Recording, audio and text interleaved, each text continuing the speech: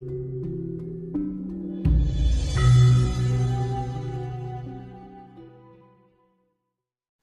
tujuannya apa? Untuk menemukan titik kenyamanan. Kalau sudah kita mencapai titik kenyamanan, baru kita menemukan ketenangan.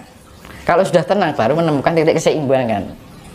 Kata, nah keseimbangan ini akan timbul keselarasan. Nah, keselarasan ini akan tercipta kedamaian. Nah, cahaya kedamaian ini akan memberikan kehidupan yang selayaknya, kehidupan yang natural sifatnya. Ya sama aja, bumi ini juga seperti itu, Mas. Bumi ini akan mencari titik keseimbangan dengan kan kinerja alam ini kan ada 3 translasi, ya kan, rotasi, kan gitu. Jadi translasi itu pergeseran,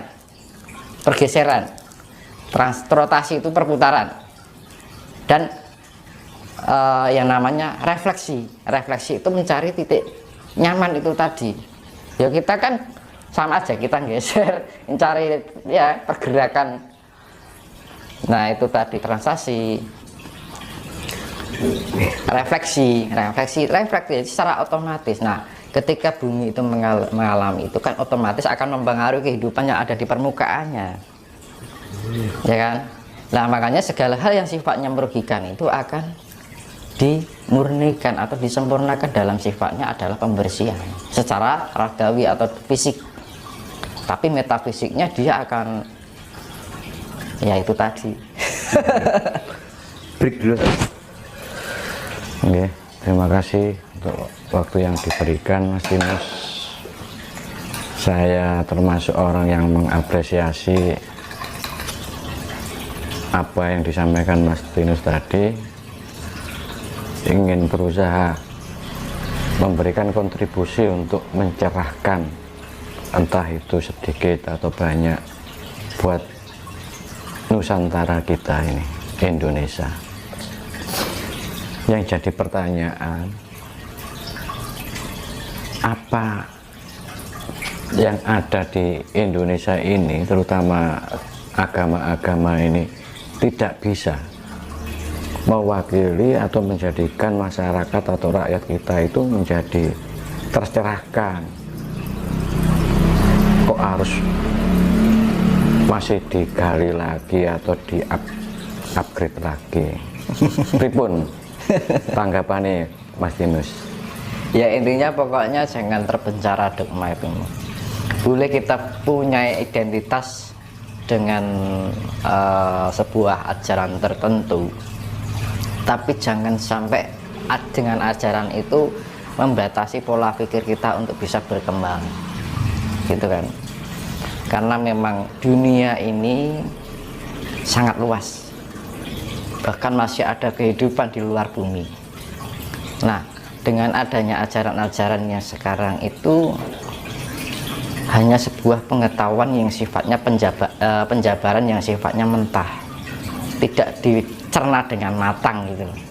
Yang akhirnya disebarkan, akhirnya menjadi budidaya gitu. Kementahan yang dicerna oleh banyak orang ini, yang akhirnya dipahami dan diyakini oleh banyak orang dari berbagai zaman, turun temurun gitu. Ya akhirnya menjadi budidaya gitu.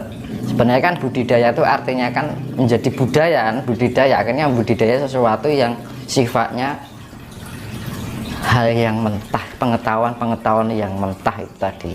Contoh misalkan ada sebuah kitab,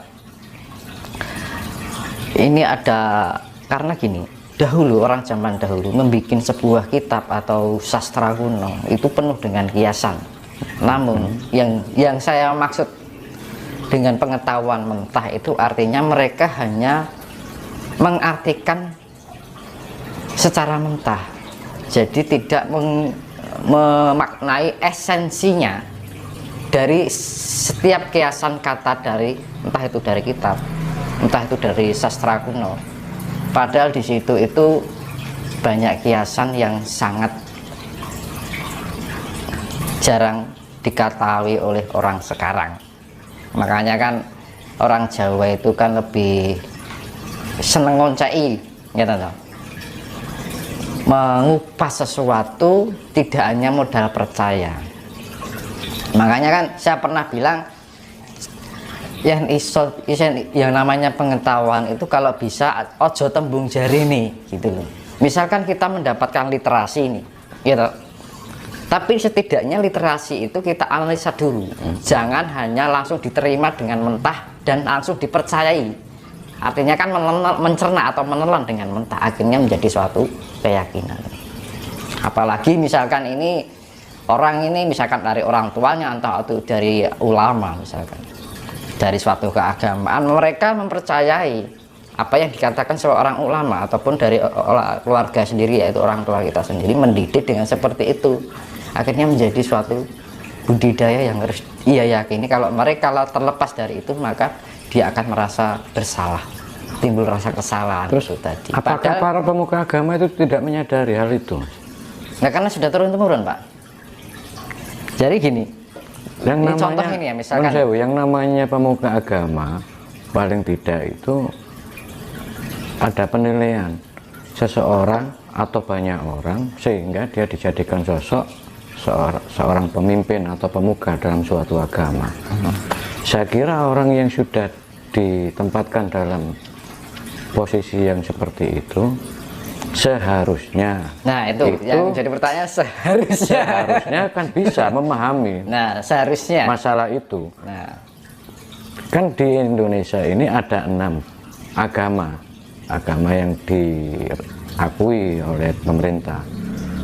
Masa dari ke-6 agama itu tidak ada satupun yang Pak, bisa menjembatani atau paling tidak itu bisa membangunkan untuk masalah spiritual kita menjadi tercerahkan.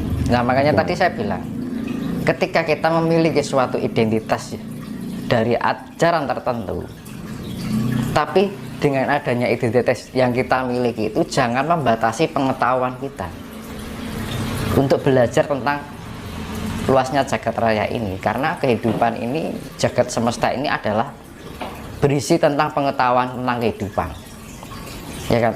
Nah, kadang-kadang gini, orang kalau sudah meyakini suatu ajaran tertentu, mereka hanya tercimpung pada bidang itu saja, apa yang dia yakini dari ajaran itu. Tapi mereka tidak membuka diri untuk melihat yang di luar dari ajaran ini. Orang Jawa itu memberikan, makanya kan dulu ada orang istilah, kalau ada yang bilang Pak Karno itu kan, kalau orang ingin jadi orang Islam jangan seperti kayak orang Arab, kalau ingin jadi orang Hindu jangan menjadi orang India. Kan seperti itu, kan sudah menjadi penggambaran apapun keyakinan seseorang, tapi artinya Bung Karno bilang seperti itu, artinya apapun ajaran yang kita yakini, tapi jangan membatasi pola pikir kita untuk mengetahui keilmuan tentang kehidupan. Padahal semua yang ada di dalam alam semesta ini ada kesinambungan, saling berkaitan, tidak bisa dengan diatur oleh tata cara yang hanya tersekat atau terpenjara oleh suatu ajaran itu sendiri. Makanya kan apapun kita mempunyai identitas agama, tapi jangan sampai kita membatasi pola pikir kita untuk mengenal segala apa yang ada di dunia ini. Karena banyak orang itu, yaitu tadi, ulama dulu dengan ulama sekarang sudah berbeda loh, gitu. Pandito saiki karo pandito 100 tahun yang lalu itu sudah beda. Itu tandanya dari perkembangan zaman itu memang semakin sini bukan menjadi baik. Jadi ulama sekarang menjadi ulama itu bukan jaminan. Kadang orang salah menganggap apa yang terlihat baik itu menjadi kebaikan. Belum tentu. Nek wong Jawa ngarani barang pener ki rong karuang pener. Nah, akhirnya orang terjebak dari ketidakbenaran imau, ketidakbetulan. Benar tapi tidak betul. Contoh ya seperti tadi, ulama sekarang dengan ulama 100 tahun dahulu beda. Sama-sama ajarannya loh. Gitu.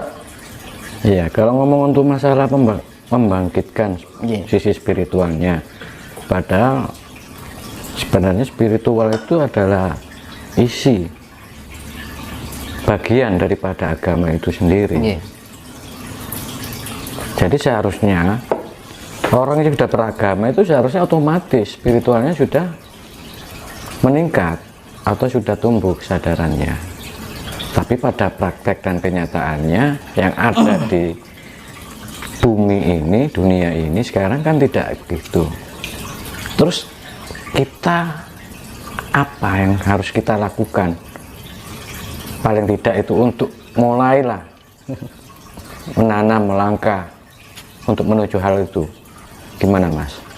Karena gini, zaman sekarang orang belajar tentang agama difokuskan tentang orang membaca kitab, misalkan contohnya melakukan aturan kebaikan ini, kamu nanti kalau nggak gini dosa gitu lah. Kalau pengen ini kamu harus ini, nanti kamu bisa masuk surga. Nah ya, cara-cara seperti itu, tapi tidak membimbing manusia untuk menjadi seseorang yang inner work. Inner work dalam arti apa? Mendalami sesuatu apa yang ada di dalam diri kita. Berarti metodenya yang salah itu. Nah, salah metode. Ya gitu loh. Tidak ada pengarahan untuk, karena gini, yang namanya berspiritual itu kan membangun potensi yang ada di dalam diri kita, akhirnya jiwa kita terbangun. Nah, dengan adanya jiwa terbangun itu kita akan menjadi cahaya. Lah cahaya ini maka orang Jawa bilang urip iku urup.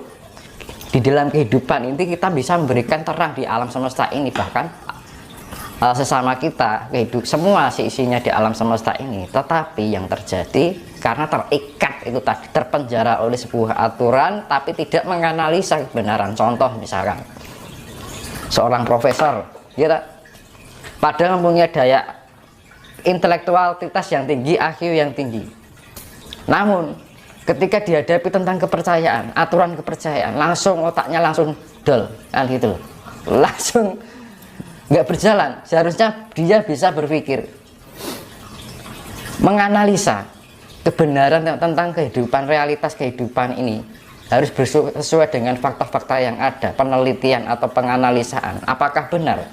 Jadi yang diteliti itu tidak hanya antara keilmuan, tapi yang sifatnya ajaran-ajaran itu juga perlu diteliti.